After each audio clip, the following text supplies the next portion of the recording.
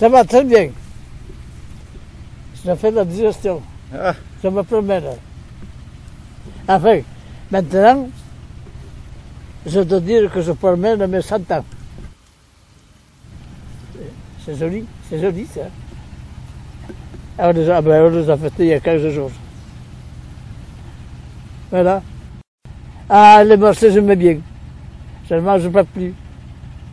On m'a défendu de conduire. Puis, j'ai encore ma voiture, mais enfin, on m'a défendu de conduire. Ils ont bien fait parce que moi-même, je laissais tomber. Le volant, je le laissais tomber. Il semble bien. Rien en dessous. Déjà que ça m'était arrivé à Faucon, là-bas. Là, c'est ma faute. Là. Le matin, quand je pars, je fais ça va. Et une fois que j'arrive à Vascoran, les yeux commencent à se fermer. Et cette fois-là, j'aurais dû m'arrêter au buis ou au peu plus loin et me reposer une demi-heure. Alors, ça demande de dormir un quart d'heure, c'est bon, on peut finir. C'est-à-dire que je me suis pas arrêté. Et en arrivant à Faucon, de temps en temps, et puis, après Faucon, là-bas, mes yeux se sont fermés. Ça a été l'aventure en ce temps à la vigne que ça m'a réveillé. Il n'y a pas eu de mal, mais je sais pas, si quand même, j'ai bien sorti un tani, bien comme ça, mais ça a été tout droit. J'ai pas eu de mal, rien de tout, pas de gratitude, rien. Puis après, il est passé une voiture, ils ont vu le coup, la voiture dans la vigne. Bon. Alors, la voiture l'avait gardé mal, mais je croyais qu'elle en avait plus. Je voyais un phare dans la vigne là-bas. Bon, le bonhomme, il est descendu, il est venu. Il n'a reculé pas la voiture. Moi, j'avais essayé, mais enfin, comme ça partait, je l'aurais sorti, oui, parce qu'il y avait le chemin à côté. Mais lui, le bonhomme, il a sorti la voiture, il l'a mené sur la route, quoi. Et c'est lui-même qui a commandé le camion pour l'amener au garage. Alors, ça a été coupé, la voiture n'a pas été arrangée à raison. Les cousins qu'on a à Molan, là, Olivier Pascal, tu sais, le garage, oui. C'est encore des cousins. Lui, il a été l'associé, c'est lui qui l'a arrangé. Alors, impeccable. Alors maintenant, je te dis, je le donnais à Robert, quoi, à Christophe. La voiture, je l'ai encore, mais enfin. J'ai plus le droit de l'amener. Alors, si, c'est bien. Parce que, comme je dis, moi-même, j'aurais laissé tomber le volant. Parce qu'il semble, mais rien. Qu'est-ce que tu penses du monde d'aujourd'hui par rapport à celui quand tu étais petit, en 1914? Qu'est-ce que tu penses du monde d'aujourd'hui? Je pense qu'il y a le 100%. À l'époque. Et enfin, mettons, ce que je me rappelle le mieux, dès l'âge de 5 ans, mettons. Ça me cure. Il n'y a pas de voiture, hein, rien.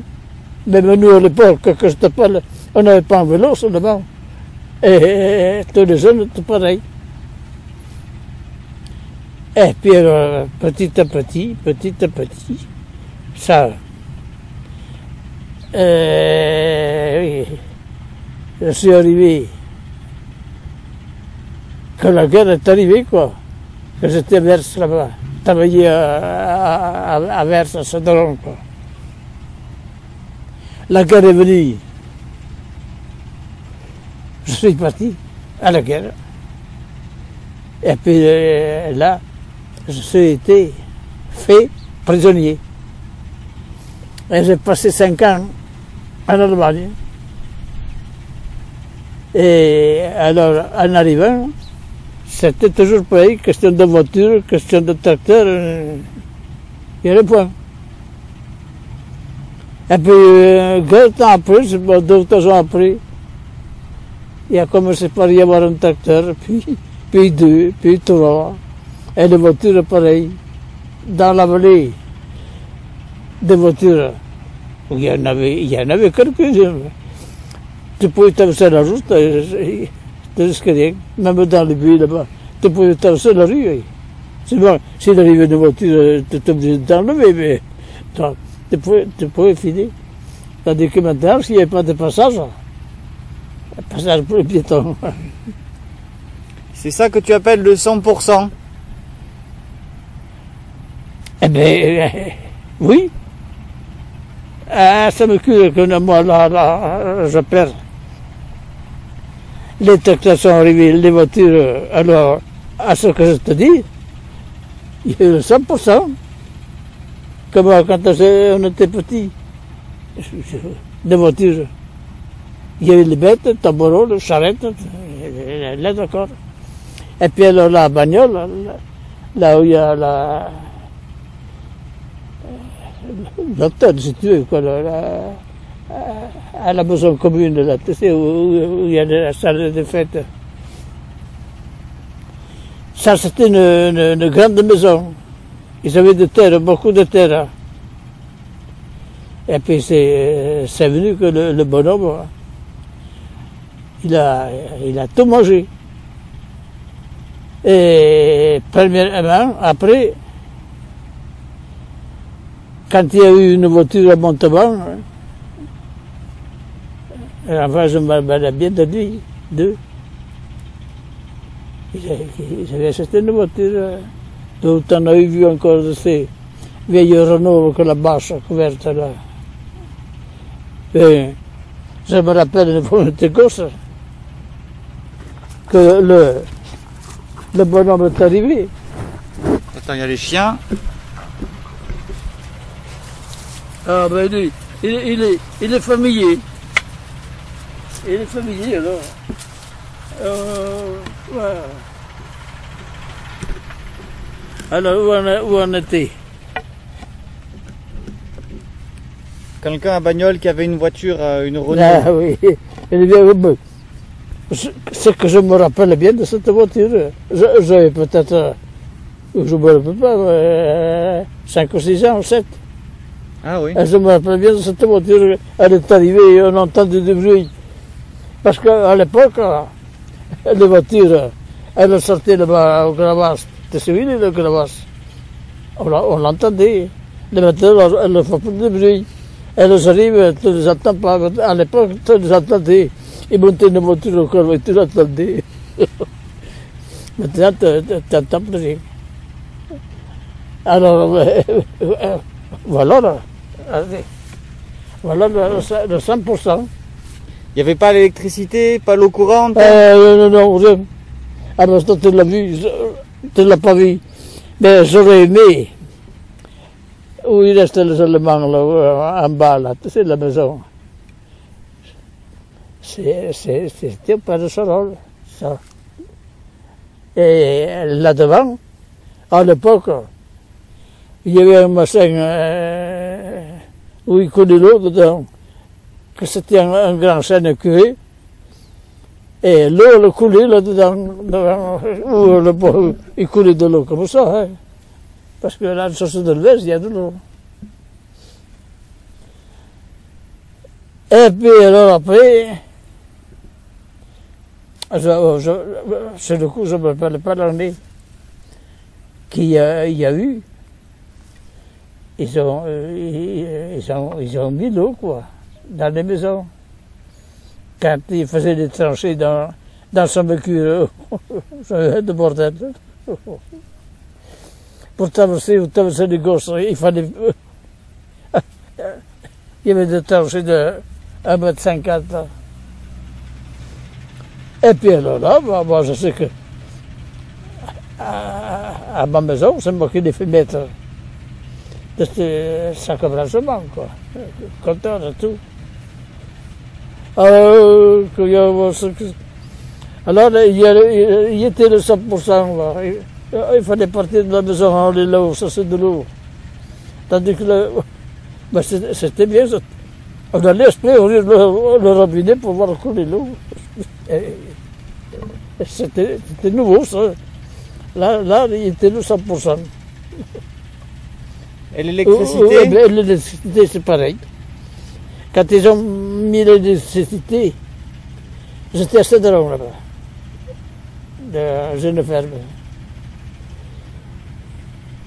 Et où je couchais, moi, c'était peu à part. Mais il y a des fois comme j'étais, j'allais exprès pour éclairer, pour voir, par curiosité, et appuyer sur le bouton, c'était éclairé. Qu'avant, il fallait taper l'allumette et allumer le lumière qu'on appelait. Ah, c'était là, le 100% y était. Puis après, petit à petit, on a été habitué, puis on n'y pensait plus. Et une fois qu'on est habitué à quelque chose. Je vais te poser une question qui a mal enregistré la dernière fois. C'était la question sur les femmes. Voilà, j'ai rien à répondre. Ah. Non, voilà, c'est de la bêtiserie, voilà. Tu disais que tu avais été amoureux, que tu te croyais trop. On va pas passer pour un fatal quand même. Hein. Ah bon? Je le suis aussi. Ah. Alors, non, si tu me poses des questions sur les femmes, là, je ne te répondrai pas.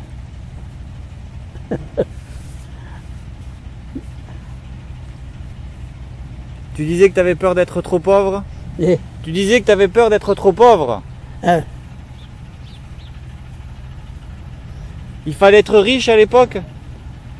ah ben, celui qui était riche, bien sûr que ça allait beaucoup mieux. Là, il y a mal 100%. Ah.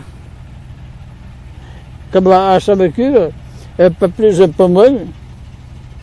Mais comme nous, on était dans 4 maisons, 5. Ça ne se connaissait pas le plus pauvre, le plus riche. Ça. Parce qu'à l'époque, les gens, ils vivaient, ou aujourd'hui, ils crèveraient de faim. Parce qu'à l'époque, tout se vendait bien, tout marchait bien, qu'aujourd'hui. Et oui, à l'époque, il n'y avait pas de tracteur, il n'y avait pas de voiture, il n'y avait pas d'assurance. Même comme nous, là, au début, il n'y avait pas d'assurance. Alors, les gens, ils n'avaient pas trop de frais, quoi. Les gens, rien, ils vivaient même bien. Parce qu'à l'époque, le petit là, les gens, ils s'en battaient presque pour ramasser. Et la lavande, la sauvage, à l'époque, on partait à pied, on allait à Samouze, ou à pied, avec le fossier pour couper de la lavande sauvage. Parce qu'à l'époque, les essences, elles se vendaient bien. Ben, une fois, j'en ai vendu une sauge, il devait y en avoir une vingtaine, 25 litres, à bon tout. Et alors, en blaguant, le père Bontou, il m'a dit, mais si tu as encore l'essence comme ça, tu peux me la donner. Parce que je la tenais bien dans la cave là-bas. Mais il y en avait de 2 ou 3 ans. Il le savait, j'avais dit, quoi. Mais il m'a dit, ça fait rien. Si tu en as encore, tu la prends. À l'époque, quoi. Tout se vendait bien. Alors, je te dis, les gens, ils partaient le matin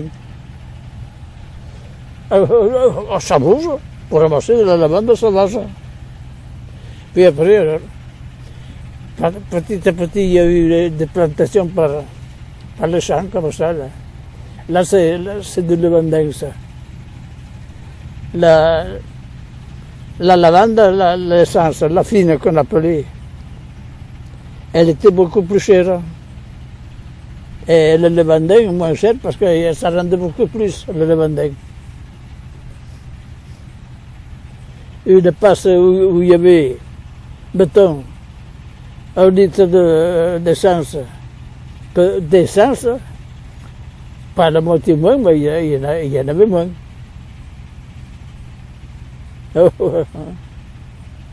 Maintenant, comme là, ici, il y a Christophe, mais l'essence, on ne la fait plus. Il faut la fleur. La fleur elle se vend bien, la fleur. Ah, voilà, à l'époque, quand question de distiller, j'aimais bien distiller, moi. Pour distiller, il fallait faire attention. Quand tu avais passé une passe, dans l'alambic, il fallait mettre l'eau qu'il fallait. Puis après, tu remplissais ton alambic de lavande, quoi. Bien serré et tout. Mettais le couvercle, tu mettais la chaleur et il fallait surveiller le foyer pour faire couler l'essence, quoi. On avait un petit machin là-bas. Parce que l'essence, tu sais comme c'est, dans un récipient où, mettons, il y aura 5 litres d'eau. Tu en enlèves le moitié, tu mets l'essence dedans avec. Mais tu n'as pas à te faire des soucis. L'essence, elle est triée. Elle est dans l'eau, mais l'essence, elle pèse moins. L'essence, l'eau, elle sera en bas, quand l'essence, elle est en haut. Tu peux tirer ton essence. Ce qu'il y a de bien, c'est bien. Voilà, comme on dit, le 100%, je l'ai vu. Il y a des fois le tiède par le col, tu sais que le long de route, il y a des tièdes, il est mal trié. Alors, quand il commençait à tenir, il faisait de l'eau. Alors les gens, ils prenaient de l'eau, ils s'embagaraient presque. Tu sais qui les a plantés? Ah oui, c'est vieux ça, ils y sont encore. Mais, bon, je les ai tout le temps vus. Alors, ils sont vieux. Ah, je te dis, là, quand tu vas, je les ai tout le temps vus, moi. Pourtant, tu vois que j'arrive à 100 ans, mais... Et puis alors maintenant, tu vois comme il y a encore le tien. Et les gens étaient malades quand tu étais petit? Ils avaient des maladies? Il n'y avait pas de médicaments? Comment ils se soignaient? Malheureusement. Il y en a qui mouraient assez jeunes, qu'il y aurait eu les médicaments qu'il y a aujourd'hui, ils ne seraient pas morts. Et voilà. Le frère et la sœur de ma grand-mère, qui sont morts, tu les as connus? Ou tu étais trop petit? Tu devais avoir 6 ans, 7 ans peut-être? Ah, mais mais... Tu veux dire les parents de ton grand-père, hein? Ma grand-mère Élise, elle avait un frère et une sœur. Ah oui, oh, pour cher, bon, je le plains encore. Hein. Et ta mère, Élise, enfin, je dis bien. Avec ma grand-mère. Et bon, tu sais maintenant, il va falloir que je fasse attention à te manger autour de tout. Et en parlant des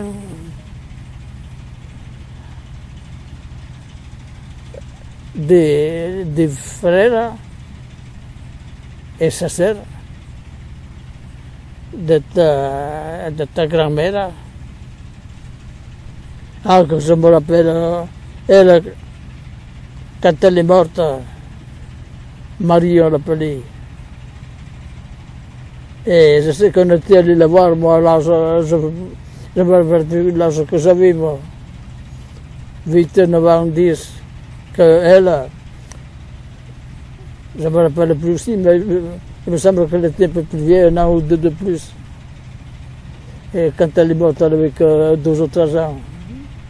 Alors son frère, à l'époque, elle m'a eu 100%. Et le docteur, il avait envoyé chercher des commissions à Saint-Amand, que le vélo. Il avait chaud. Et puis c'est là que le docteur, ils l'ont envoyé à l'époque à Chamouze pour chercher de la glace, pour y donner. Alors, il a tapé fort. Ça fait que Marie, on l'a présenté, on l'a enterré, comme ça se fait aujourd'hui. Et bien, son frère qui l'a tapé chaud et froid, le surlendemain, ils l'ont enterré lui aussi. Là, je me rappelle de tout ça. Et lui, il s'appelait Gustave. Et puis elle, alors, elle l'appelait Marie. Ils sont au cimetière. Là. Je sais où ils sont. Ouais. C'est vieux ça.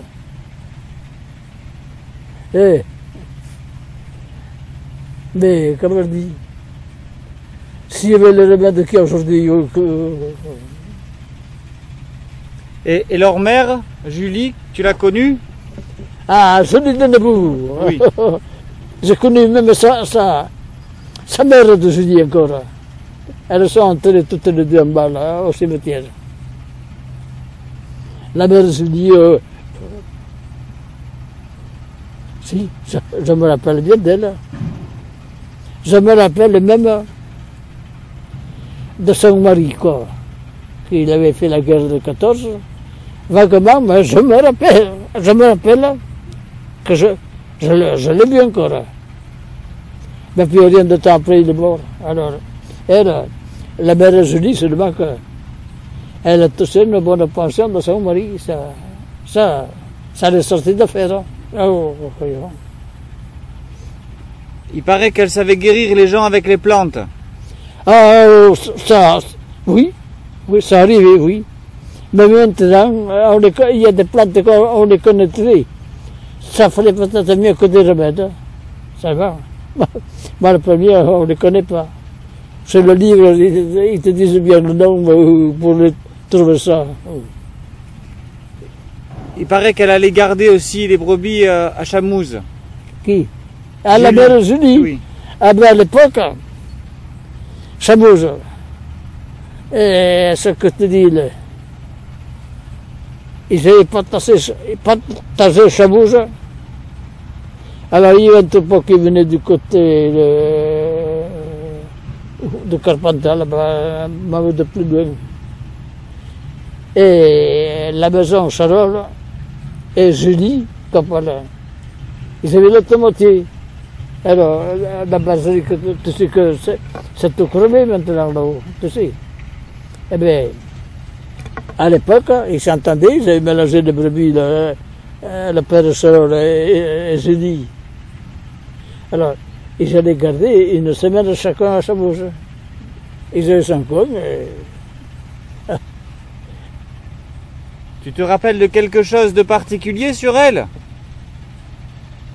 Ah ben, ce que je te disais, malheureusement, qu'elle avait tombé veuve de son mari, quoi.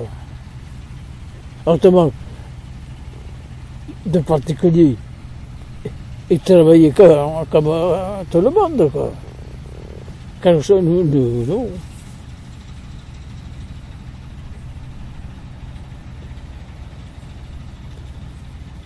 À l'époque, ben oui, Gustavi et ta mère, Elisa.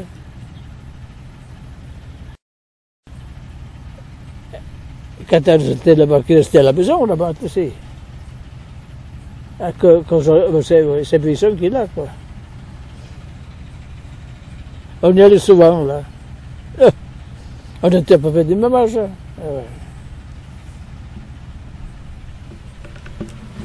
Je vais prendre un peu du son, là, de l'appareil.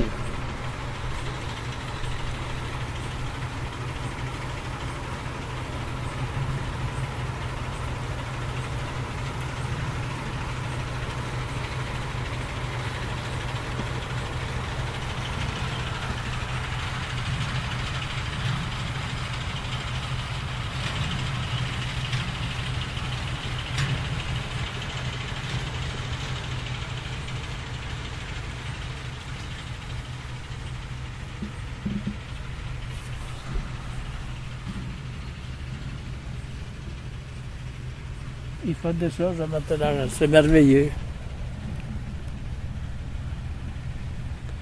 Dans le temps, ça n'existait pas, ça. Eh bien, ici, pas comme ça, mais le premier appareil, enfin, ça me cure tout, je me rappelle bien les autres mots, mais à ça me cure. Le premier appareil à photo, c'est moi qui l'ai acheté. Qui c'est qui me le disait encore? Mais je ne sais pas si c'est ta grand-mère ou là-bas au portail. Il se rappelle que les gens ils disaient, c'est lui qui a acheté le premier appareil à photo. Tu sais, c'était encore de cet appareil que tu sortais ça faisait comme accordéon encore, l'appareil comme ça. Puis alors, c'est venu que je suis parti de la maison, que j'ai acheté l'eau, quoi. Alors, il était encore le vieux appareil, seulement Christophe, il a tenu nettoyer. Ça a été tout à la poubelle, ça. Et cet appareil, je l'avais acheté à Nyons. J'allais à Nyons me faire arracher les dents. J'avais droit, là-bas en Allemagne. Ça fait que les dents qui me manquent là, c'était des dents à moi, ça. Le restant, c'est l'appareil. Et alors, tous les jeudis, j'allais voir mon dentiste là-bas. On était collègues tous les deux. J'arrivais chez lui. Alors s'il y en avait deux ou trois avant ou quatre, le dentiste, comme il me connaissait bien, il me faisait un bout de papier, il me faisait la liste, il me dit, allez, va faire mes commissions. Alors, plutôt la pharmacie, quoi. Et puis le pauvre, il est mort maintenant. Qui me sait? Ah, tu penses? Les premiers temps, non, et puis après, on se connaissait bien. C'est lui qui m'avait envoyé à Valence, là, pour passer des visites, quoi. Des visites pour les dents. Que j'avais fait faire le monde entier. Et que ça m'a rien coûté, quoi. C'est le dentiste qui m'avait envoyé. Qui me sait.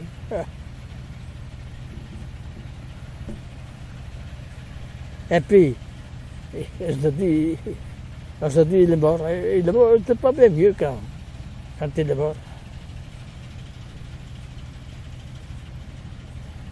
Voilà. Tu veux encore dire quelque chose? Tu veux encore ajouter quelque chose? Bon. Pour ça, il faudrait le recopier dans le documentaire sur le coup. Dis de quoi?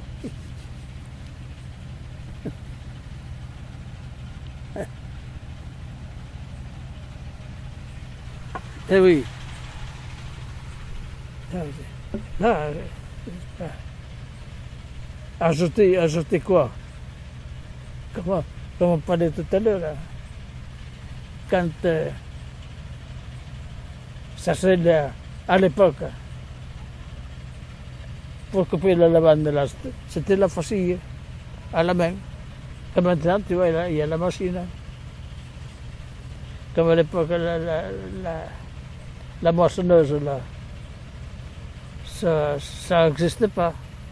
C'était venu, puis que ça existait, mais alors, des grandes machines qui montaient du côté de Carpentras, où il en arrivait une ici, une du côté de Mouillon, le blé.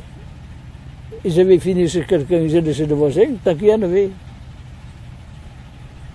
Puis après, chacun, comme, je me rappelle encore Robert, quand il a emmené son moissonneuse, je me rappelle. À Coyon. Et là au-dessus, là, sur la Lauze, Il y avait des amandiers? J'en ai jamais vu, il y en avait quelqu'un ici, là. Si, il y en a, mais pas beaucoup. Moins qu'à Ruissas? Il y avait plus d'amandiers à Ruissas? Oui, bah, à Ruissas, oh. C'était le quartier des amandiers là-bas. Oh. Il y a, oh, là, même maintenant je le vois moins, mais il doit y en avoir encore des amandiers là-bas. Oh là là. Non, ici moins. Quelques amandiers que les gens avaient, ou quelques noyers par-ci par-là, mais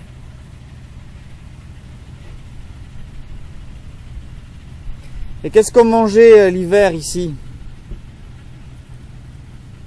ah bon, et là, les gens, ils avaient ce jardin, pommes de terre, enfin, les paysans. Rien que ça, ils se nourrissaient, plus de moitié, là. Le pain, justement. Le pain, il fallait aller chercher à la boulangerie. Mais quand même, moi j'étais petit, mais je me rappelle, le four, tu ne l'as pas vu? Non. Mais je me rappelle, j'étais jeune encore, avec mon père, on a préparé la pâte, on faisait le pain, puis on allait le faire cuire au four. Puis après, c'était venu que le four, ça allait plus vite. Le maître là, la com, lui là, il y avait la boulangerie. Il passait toute une semaine, livrer le pain. Oh là là. Ah si, moi, en étant jeune aujourd'hui, la vie, elle a changé plus de 100%. Maintenant, tu as plus que des docteurs qu'à l'époque. Ça serait comme à l'époque aujourd'hui. Là, pour faire ou alors la lavande ou le blé. Ah, ça j'aurais aimé que tu le voyais pour le blé, pour tirer le grain. C'était arrangé que sur les airs.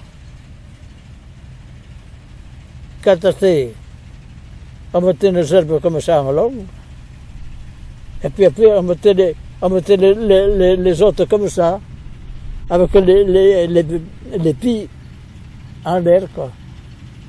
Et puis une fois que tu as fait, on appelait ça Neirao.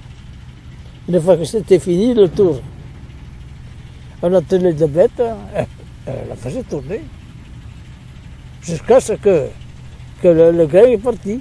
Mais ce qu'il fallait faire, quand elles avaient tourné un petit moment, le plus gros du grain était parti, mais et j'étais toujours deux ou trois. Il fallait tourner la paille, il fallait tourner les herbes, pour moi, à la main, faire tourner les bêtes. Alors quand tu voyais les épis qu'il n'y avait plus rien, alors là, j'enlevais les bêtes, ils tiraient la paille avec la force, et puis le restant, je ne sais pas si tu en as vu, après ça le ventail, c'est là qu'on passait le grain. Et moi je sais que j'aurais eu, j'en regardais volontiers de ces ventailles. Il y en a un qui tournait là. Alors c'était arrangé que ça faisait du. Et puis là-bas, une grille, ça tire le grain, quoi. On n'en voit plus de ces machins.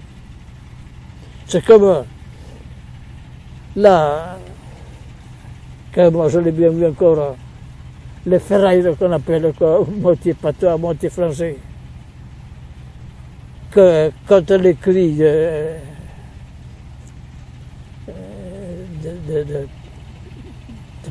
parentèle, quoi. D'ici, c'est au grand de table qu'on appelle, quoi. Il y en avait un de ces ferrailles, là. Et on pouvait faire les bœufs. Ah, j'aurais aimé si ça avait été couvert que ça. C'était, ça serait été un souvenir, ça c'était le voyez ça aujourd'hui, mais c'était un bœuf que tu ne pouvais pas y tenir le pied comme ça. Mais c'était arrangé, ce machin, quand on les attachait, on y attachait le pied, puis ils pouvaient faire comme ils voulaient. Le pied était attaché, et puis petit à petit, ça a disparu. C'était comme dans la maison, le table, tu sais, où il y a où il y a la périne. C'était d'ici, là. Si ça avait été couvert, ça y serait encore peut-être, mais c'était la pluie. Alors, c'était rangé que les bœufs, avec, on y attachait la tête, hein, ils ne pouvaient pas manger. Le type, il mettait le fer comme il voulait. Parce que une bête moins. Mais des bœufs, pour y tenir les pieds, tu ne pouvais pas. Et l'école à l'époque, elle était à Ruissas? Ah, la semaine de Saint-Mercure à Ruissas, je le connaissais moi aussi. Ah, moi à l'époque, rien que de Saint-Mercure, une dizaine, à pied. Et le village, il était très habité? Le village, il était très peuplé? Le village à l'époque, c'était plein. C'était plein de partout.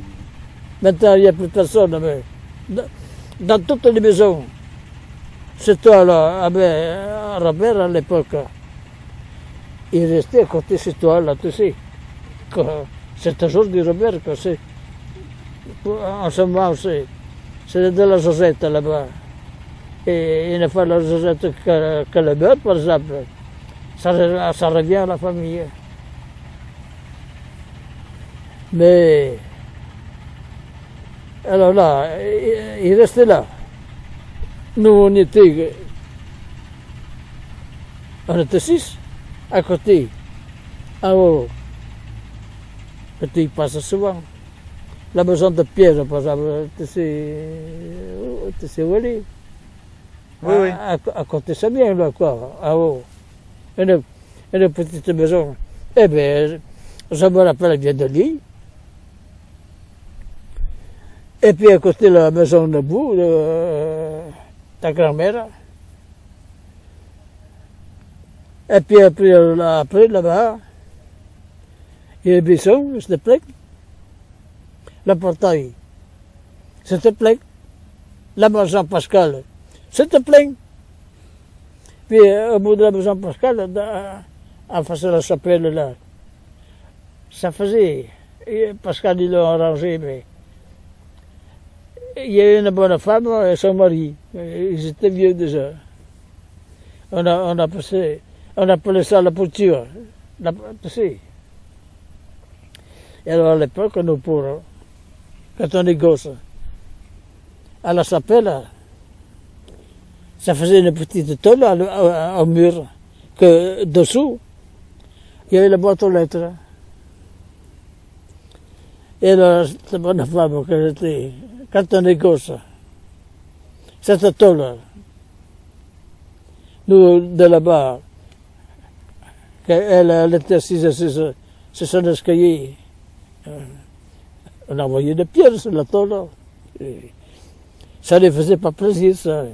C'était venu que, là, je me rappelle bien, t'envoyais une pierre, ou deux, ou trois, elle disait rien. Mais la quatrième ou la cinquième, elle était plus grosse. Quand elle se soulevait, nous on était dégourdis à l'époque, on s'enlevait. Pourtant, ouais, la pauvre, elle ne risquait pas de nous taper.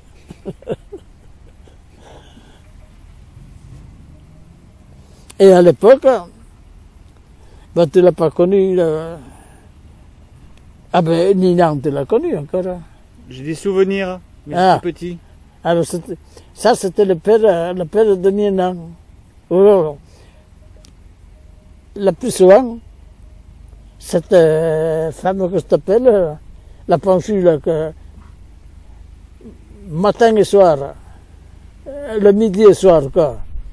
Ils allaient sonner, à l'époque, on appelait ça l'Angélus. Tu l'as pas entendu, ça, toi. Bon,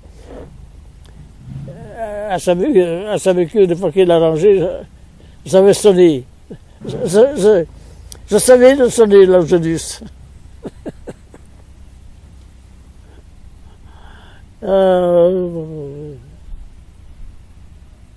Et maintenant, c'est fini. Après, la pensée qu'on appelle l'Angélus, et puis le soir aussi. Puis elle est morte. C'était mon oncle, le père de Sonina, que je te parle là. Il allait sonner l'Angélus à midi. Alors, à l'époque, quand on était à la Levante par les bacs ou pas, on entendait sonner. Ah, on disait, ça y est, c'est midi. Parce qu'à l'époque, les gens, ils avaient des montres, mais enfin, moins qu'aujourd'hui. Comme la montre bracelet. Non, plutôt une montre de poche, à l'époque. Mais enfin, on entendait sonner. On a essayé. C'est midi. Et là, il y a longtemps qu'on l'a plus attendu.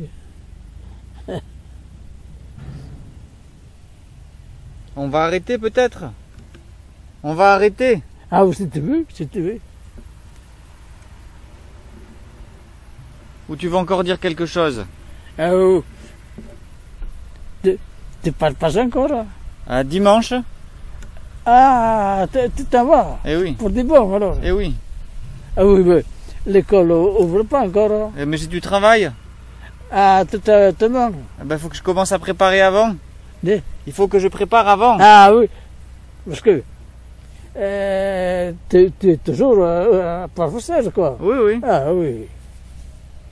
Ah ben bien sûr, oui, je comprends. Il faut que, si tu veux que je te filme, il faut encore attendre un an de plus alors. Je peux revenir dans un an si tu veux. Ah, pourquoi pas? On pourrait m'aller bloquer au pont. Oui. Là, on pourrait dire que le résultat, c'est au pont à Sommercure. Oui. Le pont, c'est là. Pas Cayenne. Je vais filmer un peu tout ce que tu as dit là. Je vais filmer tout ce que tu m'as présenté là. Faut que je filme un peu. Je vais filmer le paysage. Ah oui, oui, oui, d'accord, d'accord, d'accord.